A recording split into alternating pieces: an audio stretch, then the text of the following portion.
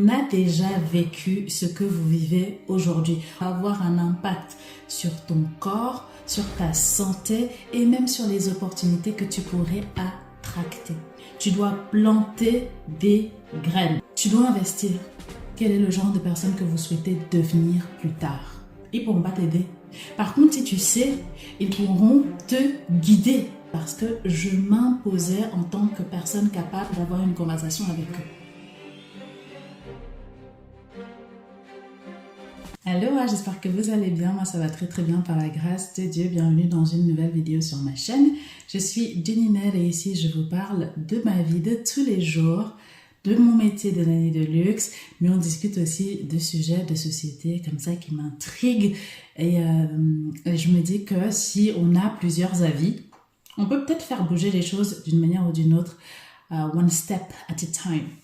Aujourd'hui, j'avais envie de parler d'un sujet que je trouve intéressant pour les jeunes femmes ou même les jeunes hommes d'aujourd'hui parce que dans d'autres vidéos, je vous ai déjà dit à quel point j'ai l'impression que les jeunes générations sont un peu plus perdues, semblent plus perdues que peut-être nous autres ou nos parents ou leurs parents avant eux. Certainement pour de multiples raisons qu'on pourrait imaginer. Mais je me dis que c'est peut-être à nous, trentenaires, quarantenaires, cinquantenaires, de guider ces jeunes de la vingtaine, ces adolescents à y voir plus clair puisque nous, on est déjà passé par ce qu'ils traversent. Et c'est dur à croire, mais oui, si vous avez 20 ans, les gens qui ont 30 ans ont déjà vécu à leur manière, différemment parce qu'on est tous différents, mais on a déjà vécu ce que vous vivez aujourd'hui. On a vécu ce moment où tu te sens un peu perdu parce que tu ne connais pas ta place dans la société. On a vécu ce moment où tu te demandes si tu devrais te concentrer sur le travail ou sur chercher l'amour et construire une famille. On a vécu ce moment où tu ne sais pas si tu devrais continuer tes études ou pas, où tu ne sais pas comment voir la vie, où tu n'es ni totalement un adulte déjà, mais en même temps tu n'es plus vraiment un enfant. Et on a certainement compris et appris de nombreuses choses au fur et à mesure des années. Je ne dis pas qu'on sait tout et je pense que j'aurais énormément à apprendre de quelqu'un de 40 ans, de 50 ans et plus, et probablement même de toi, 20 ans, qui a pu vivre des choses que j'ai pas encore vécues. Mais si on partage tous nos tips, en principe, la vie pourrait être plus facile. Et il y a une phrase qui me vient qui dit qu'un homme intelligent apprend de ses erreurs, mais un homme sage apprend des erreurs des autres.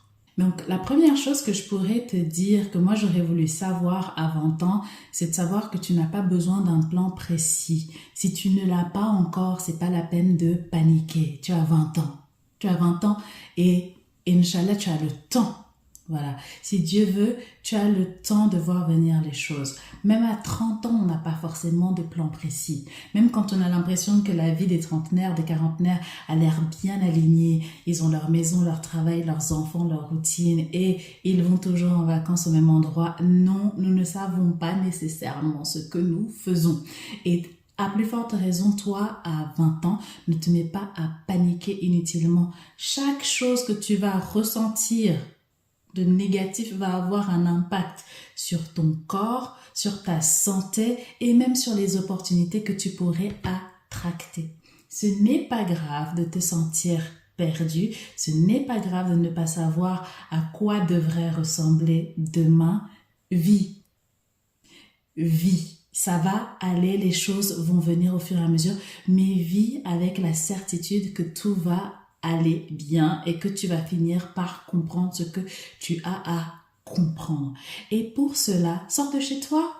C'est la deuxième chose. Sors de chez toi, ne reste pas enfermé dans ton appartement étudiant, ne reste pas enfermé dans ta chambre si tu vis encore avec tes parents. Sors de chez toi. Ça veut pas dire va faire la fête tous les soirs et boire à ne plus savoir quoi faire, genre à transformer ton sang en vodka. C'est pas ce que je dis, mais sors de chez toi, rencontre des gens, va à la bibliothèque, va marcher, va à des expos, fais-toi des amis parce que à 30 ans, moi je me rends compte que des assets les plus importants dans cette vie, c'est le réseau.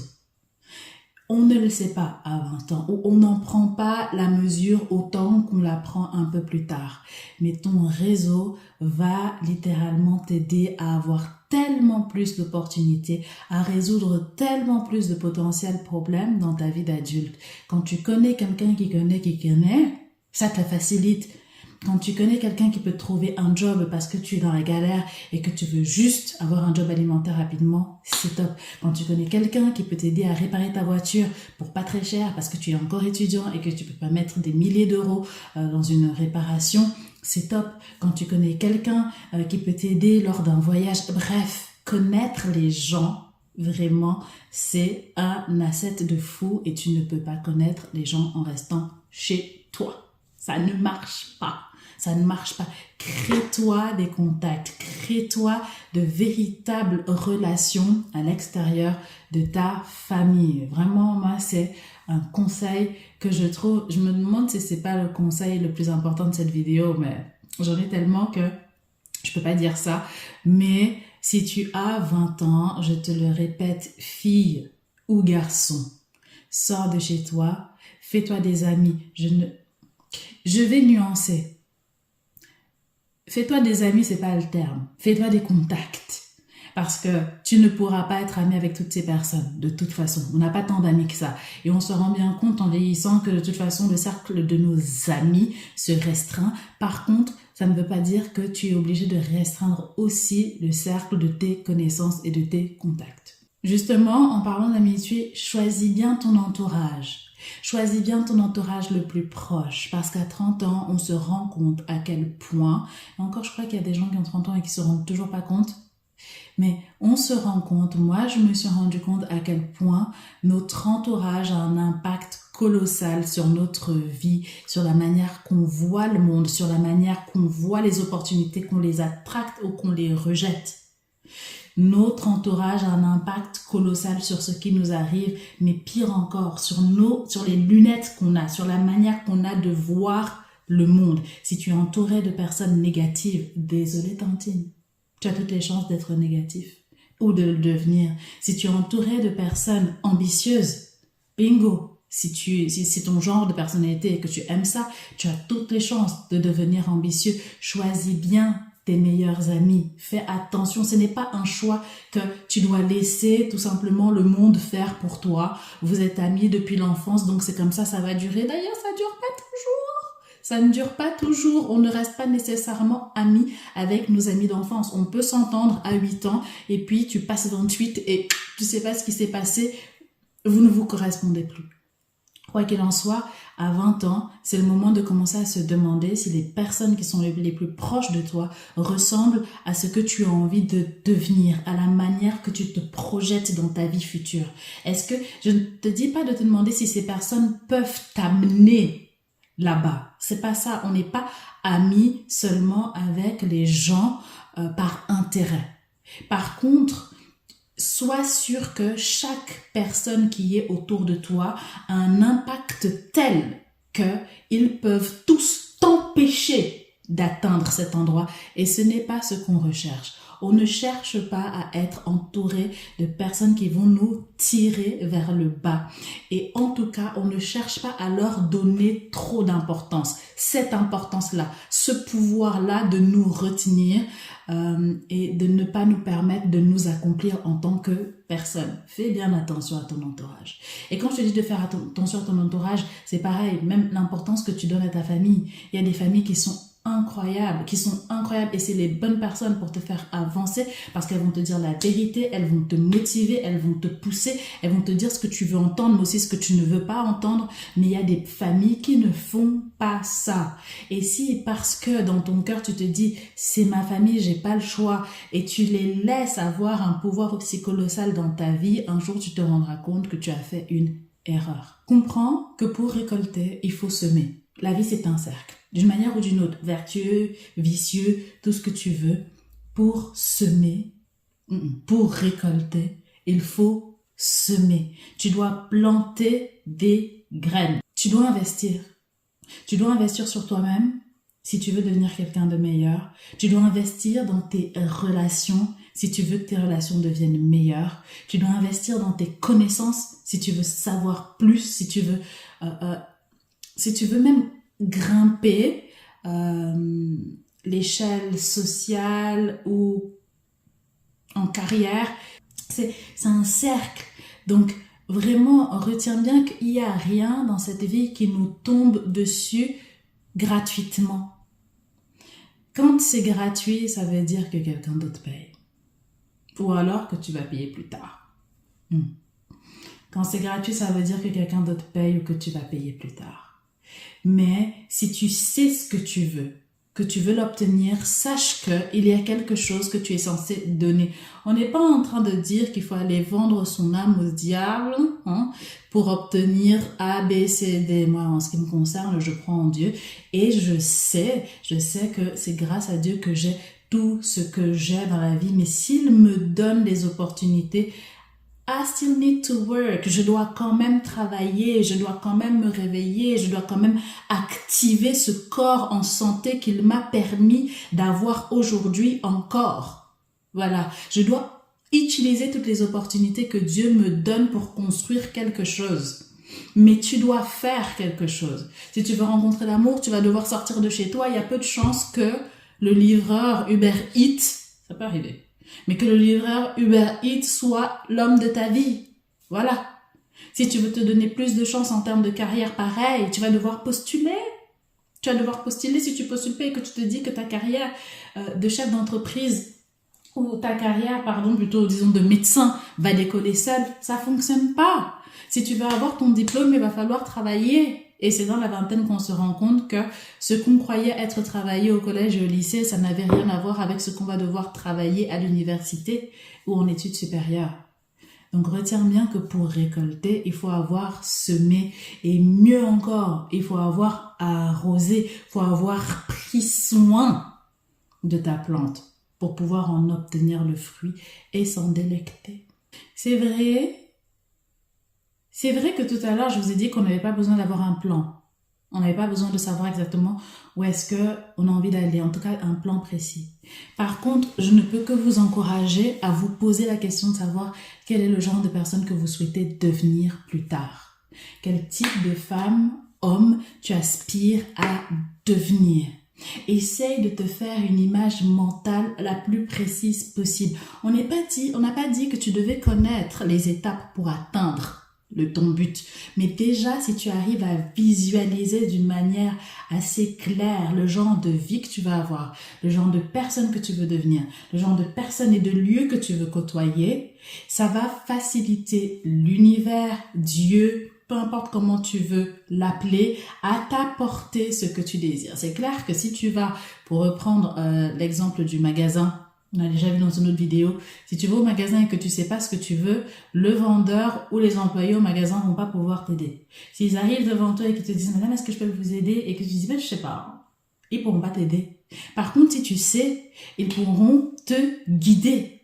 Peut-être que là où ils vont te guider, c'est pas tout à fait ça que tu recherches, mais ils t'auront déjà amené quelque part et ton idée va s'éclaircir, va se préciser encore plus. Donc, si tu arrives à te faire une idée mentale du genre de vie que tu veux avoir dans 5 ans, dans 10 ans, dans 15 ans, fais-la toi et ancre-la, visualise-la, parce que l'univers fera en sorte de t'apporter le chemin, de t'apporter les opportunités qui devraient pouvoir t'emmener dans cette direction-là. Et une autre chose, c'est que quand on est jeune, quand on a 20 ans justement, quand on a la vingtaine, il arrive très souvent qu'on se retrouve confronté à des personnes qui vont nous dire qu'on est trop jeune. Tu postules, tu as fait tes études, tu as ton bac +5, admettons, ou +3, +4, +7, peu importe, et tu vas postuler et on te dit que tu es trop jeune. Et on te ramène toujours au fait que tu n'es pas assez parce que ton âge n'est pas assez. C'est vrai, ça existe. Et c'est vrai, il faut réussir à vivre avec et à en faire une force. Mais je te le dis, Tu n'es pas trop jeune. Et ce qui te rend jeune plus que ton âge, ça va être tes actions et tes réactions. Si tu apprends à gérer ça, si tu apprends à gérer ton personnage, à gérer ta personne, à gérer tes actions, à faire en sorte que ce que tu fais, ce que tu représentes, comment tu te comportes, comment tu te places en tant que personne dans ce monde, c'est une personne de caractère, une personne qui sait ce qu'elle veut, une personne qui correspond à ce qu'il pense être adulte, alors ton âge n'aura pas d'importance. Moi, à 20 ans, j'organisais déjà des événements sur Genève qui réunissaient énormément de personnes. Et j'avais 20 ans. Et c'était pas grave. Et d'ailleurs, j'utilisais mon âge comme un asset parce que je pouvais toucher encore plus de types de personnes. Je pouvais toucher des personnes très jeunes, mais je pouvais également toucher des personnes plus âgées. Parce que j'étais jeune et qu'ils allaient pouvoir s'identifier à moi plus facilement, mais plus âgés, mais parce que je m'imposais en tant que personne capable d'avoir une conversation avec eux. Si tu veux qu'on te prenne au sérieux, ne fais pas le bébé.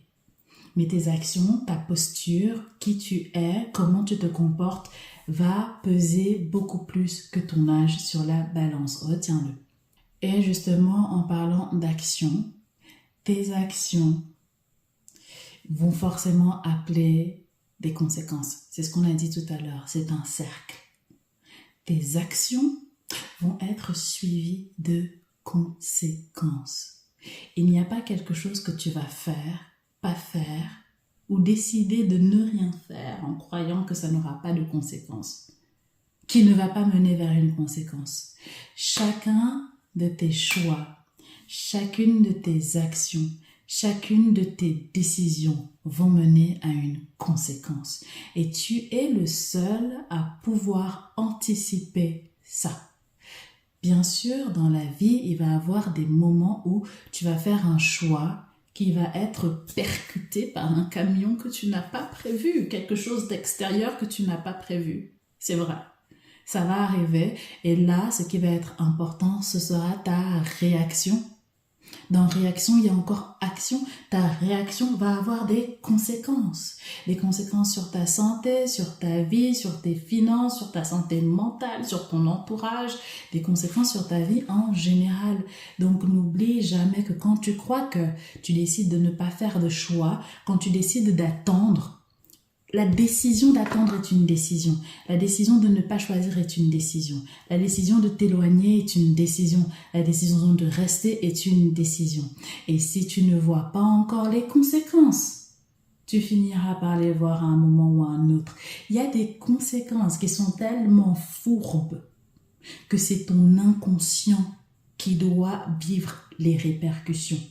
Et si tu ne fais jamais d'introspection, tu ne te rends jamais compte de qu'est-ce qui s'est passé à ce moment-là, puisque tout simplement, tu peux être dans un mode de vie où tu ne comprends pas pourquoi tu attires toujours le même genre d'homme, par exemple, ou le même genre de femme, constamment. C'est un cercle vicieux, c'est toujours le même type de personne. Regarde dans ton passé. Regarde dans ton passé ce qui s'est passé et comment peut-être tu as répondu à quelque chose qui t'est arrivé.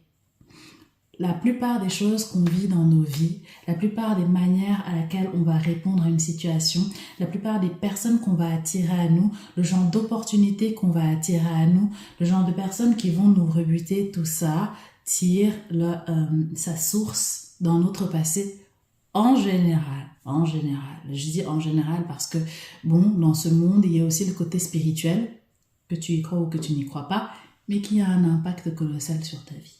Bref, tout ça pour dire que la vie n'est ni simple, ni facile, ni difficile, ni compliquée. La vie, c'est ce que tu vas en faire. Donc ça va être tes actions. Et aussi, c'est comment tu vas y réagir. Ta perception de la vie, tes réactions, comment tu réponds à ce qui t'arrive. Tes actions, tu vas pouvoir les maîtriser parce que c'est toi qui vas les engager et tes réactions vont être des réponses à ce que tu ne maîtrises pas, à ce qui t'est arrivé sans que tu ne puisses le prévoir. Les deux sont extrêmement importantes et primordiales. Mais rappelle-toi une chose, tes actions répétées dans un sens vont rendre plus difficile le retour en arrière pour aller dans un autre sens. Plus tu répètes les mêmes erreurs et plus ça va être difficile pour toi de changer de sens et de changer de direction.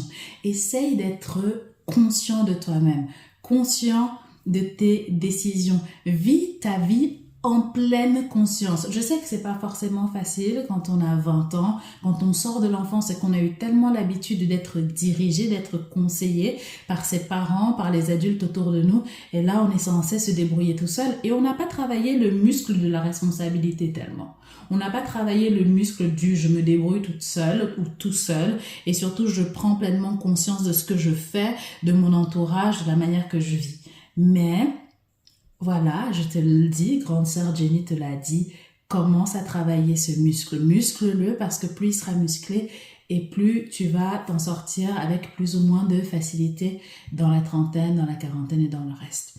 Si vous aussi, vous avez la trentaine, n'hésitez pas à nous dire dans les commentaires quels sont les conseils que vous donneriez à votre petit frère, votre petite sœur de 20 ans. D'ailleurs, même si vous avez la cinquantaine, la soixantaine, peu importe, donnez-nous vos conseils. Partageons les conseils sur cette chaîne. Soyons à l'aise, mais tout ça, bien sûr, dans la bienveillance et dans la bonne humeur. C'est tout pour aujourd'hui. Je vous fais des gros bisous et je vous dis à tout bientôt dans la prochaine vidéo. Mouah.